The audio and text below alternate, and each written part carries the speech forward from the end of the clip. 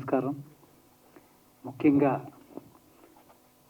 చిన్న సినిమా, చిన్న నిర్మాత, చిన్న డైరెక్టరు అని ఏమాత్రం కూడా ఒక్క క్షణం కూడా ఆలోచించకుండా వెంటనే మా యొక్క రిక్వెస్ట్ని మన్నించి మహానుభావులు, మహామనీషి, powering personality of India Shri గౌరవనీయులైన మాజీ ఉపరాష్ట్రపతి వెంకయ్యనాయుడు గారికి నా పాదాభివందనలు తెలుసుకుంటున్నాను.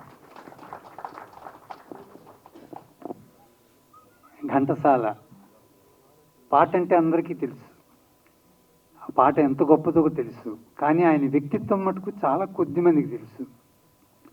ఆ వ్యక్తిత్వాన్ని కృషితో నాస్తి దుర్భిక్షం,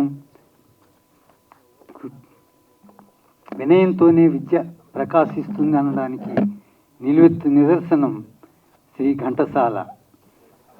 ఆ విషయాన్ని సినిమాలో చెప్పడం జరిగింది.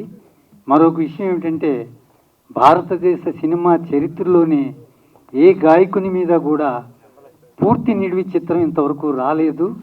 ఆ అవకాశాన్ని భగవంతుడు నాకు ఇచ్చినందుకు సర్వదా కృతజ్ఞుడిని.